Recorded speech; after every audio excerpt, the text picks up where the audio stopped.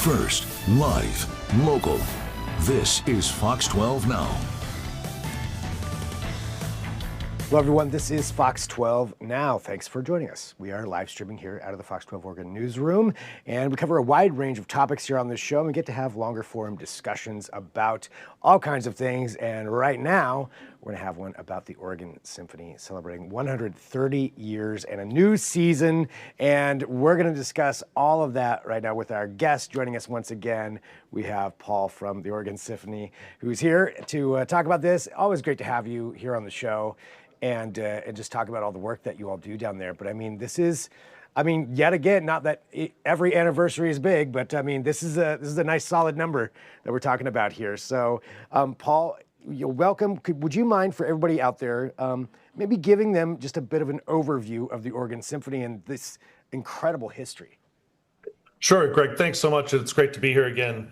Yeah, 130 years. We are the oldest symphony orchestra on the West Coast. Not San Francisco, not Seattle, not Los Angeles, the Oregon Symphony.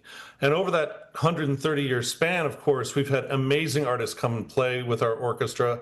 Our orchestra has offered amazing music both here to the Portland community, to communities across the state. We've had amazing conductors and music directors, from James DePriest, who's, of course, an icon here in Portland, to Carlos Kalmar, and now with David Donsmeyer. And, you know, part of our history has also been the fact that we've always been introducing new music, different ways to present music, whether it's popular music or classical. So, you know, we've got a tradition that goes back a long way, but we're always looking forward. New ways to do things is something that we're always striving for. And, you know, as you mentioned, you know, just all of that there that is incorporated into this, and also such an important part for the community as well, because it's not just the symphony. I mean, this is really something that ties so much together. And I wonder if you could just comment on that, just about how important having something like the Oregon Symphony, the oldest symphony on the West Coast, here, you know, within the community. So first, I would say just into the downtown Portland community, we are the largest foot driver of traffic to the downtown core at night. So all of the local restaurants, parking garages, bars, everybody knows when we're playing, because they know that's when there's going to be a lot of people downtown. So that's number one. We draw a lot of people here to the downtown core, which not only gives our patrons a chance to experience great art, but of course supports the whole downtown core economically. We also touch over 200,000 people through our education community initiatives over the course of a year. That's whether we're going to play in schools or whether we're playing in hospitals, things that we do online. We do a whole bunch of stuff both here, and we also perform down in Salem that reaches people outside the downtown core, outside Arlene Schnitzer Concert Hall, because again, we are always thinking about not only how do we perform great art, but how do we fulfill our role as a community leader, not just as an arts organization, but just as an organization full stop, as people who are just dedicated to Portland and Oregon. Looking at this upcoming season here, you know, 130th anniversary, tell me about how you go about programming or scheduling a season like this. You know, it's a long process that started over a year ago. And you start really with some base principles about who are we as a symphony, what kind of things do we want to present to people, and then how do we also, quite frankly, weave through the season things that are really particular to us. So for instance, last year we did a Sounds Like Portland Festival. It was a group of concerts in a 3-week period that was so successful that we've now extended it out to a series that lasts the whole year. And so these are concerts where we're raising up local voices like Gabe Kahane, who's a local singer-songwriter and composer. We're going to be premiering one of his new pieces. For other types of artists that we raise up within the community, you know, we're always looking for a way to give that uniquely Portland spin. So that goes throughout the year. We have our war horses. We're going to start the year with Tchaikovsky Symphony No. 5. That's just a fantastic piece of music that most people would probably recognize. But in that concert, we're also going to be premiering a new cello concerto by Jesse Montgomery, who's an amazing composer. So, you know, you think about the mix of different things you can do to not only thrill audiences, sometimes giving them something they're familiar with that they want to hear again, sometimes giving them something they're familiar with they can hear in a new way, and sometimes something totally new. And of course, we've got concerts that are solely for children. We've got music concerts. I mean, if you like The Princess Bride and you've seen it 1,000 times like we all have, come down to see The Princess Bride in concert. It's thrilling to hear the music being played live. And it's even more thrilling to watch a film that you love with 2,000 other people. So we've got stuff all the way through the season. Itzhak Perlman is going to be joining us for a concert. We're thrilled to have someone of his genius also. So there's so much for us to talk about. But I think the thing that I want to make sure that people really understand is if you look through our season, you're going to find something that you're going to be really interested to come. And I actually bet you're going to find more than one thing. Yeah, I was just going to say, I mean, that seems like there's something for so many different people in there. I literally just watched The Princess Bride like 2 weeks ago. So right. And probably, yeah, for the 1,000th time. So, but yeah, all these different opportunities and ways to get in there. And I think for that, you know, there's the people who know and understand what it's like for maybe somebody, those beginners out there, somebody who's never been to a symphony or something like that. Yeah. What would you say is that experience that they're going to have when they walk in there to see the Oregon Symphony perform in any one of these? So first of all, it's not a stuffy experience. That's the one thing that I always try to tell people. I mean, you come to one of our concerts, even if we're playing a Beethoven piano concerto, you're going to see people in the audience in tuxes, ties, and gowns. You're also going to see people in the audience wearing a ripped Metallica t-shirt and jeans. You know, we are Portland, we are Oregon, and so there's no real stuffiness or standing on ceremony when you come to the symphony. So that's the one thing I always want to make sure people understand. You're going to feel comfortable in the room.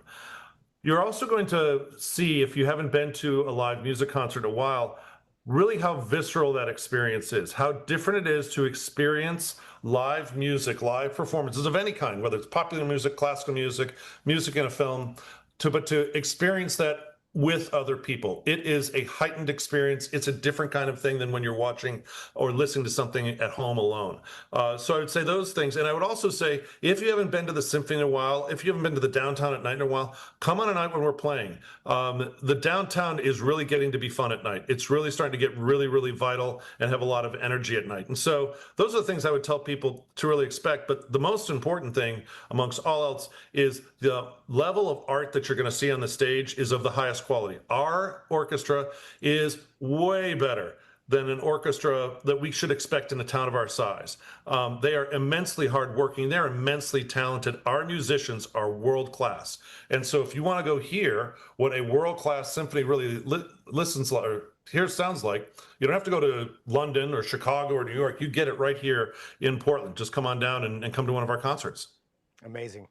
Just to ask this, since you brought this up a couple of times, just about that downtown Portland thing, you know, for some people out there who maybe haven't been to Portland for a while or haven't been downtown, they may have some, you know, stigmas about how it is down there. From your perspective, what would you say to someone who hasn't been to downtown Portland in a while, or maybe just not at night like that? Come and see. I can tell you that it feels better, but there's nothing like actually coming in and seeing yourself. And hey, if you come down and you don't like what you see, you can get out really easy. We've got lots of public transportation. But the fact is that, you know, there's so many people working so hard on the atmosphere in downtown. I mean, downtown clean and safe. Mark Wells and his people are absolute community heroes. And as Mark would tell you, the number one way to have a downtown feel good and to look good is to have foot traffic. And our foot traffic numbers are up. They're up on the weekends. They're up at night. They're still a little challenged during the business day. But all you have to do is come and see. Judge for yourself, and judge for yourself now. You may have seen something years ago that made you feel uncomfortable. So did I. So did a lot of us. And it's not perfect. No town really is. But I guarantee you, if you haven't been downtown in a while and you come downtown here for the first time in a couple of years, you're going to like what you see. Well, Paul, I want to say thank you, very much, as always, for joining us. Anything else that you want to let people know? And I, of course, would want to let them know where to go to pick up tickets and peruse the whole schedule. Yeah, thanks for that. My marketing department would be unhappy if I didn't mention orsymphony.org, which is our website, and I'm really, really proud of that. You know, we have this system that's actually first in the industry, which is called Choose Your Own Online. So imagine that you're looking at a bunch of our concerts, whether they're classical concerts, film concerts, popular concerts, as tiles on your screen. You can go through and say, you know what, I want to go to that one, this one, and this one, and this one, and then hit compose it, and it will put a package together for you with discounts all together all at once. So you can go down and choose the series of concerts you want, the right mix of concerts, the right time that you want to go see concerts of whatever we're performing, and you can put them into a package and get a really great price for them. Or you could just go to the website and buy individual tickets as well. I would also mention, if you are a student, if you're a college student, senior year or below, you can get into any one of our concerts for $10. If you're a student in this community, you get into our concerts for $10 a ticket. So that's how we try to make sure that we are not only meeting people where they are, go to the concerts you want when you want, but also increasing access, particularly to young people who might, to your point earlier, have not been down to Arlene Schnitzer Hall to see what a great experience it is. That's awesome. So opportunities for everybody to get in there, get involved. I love that idea of the choose your own adventure kind of thing for the concerts. That's amazing. Well, Paul, thank you as always. I appreciate you joining us here on Fox 12 Now. Greg, thanks so much. Have a great day. You too. And for everybody watching, again, we're live streaming here out of the Fox 12 Oregon newsroom. We've had, I don't even know how many segments so far today. Lots of amazing things to talk about and discussions to have. We have more coming up for you here. So we're going to take a quick break. You may, if you're watching live, you'll see the programming change for a few, but we'll be back in just a few more minutes after that with more Fox 12 Now.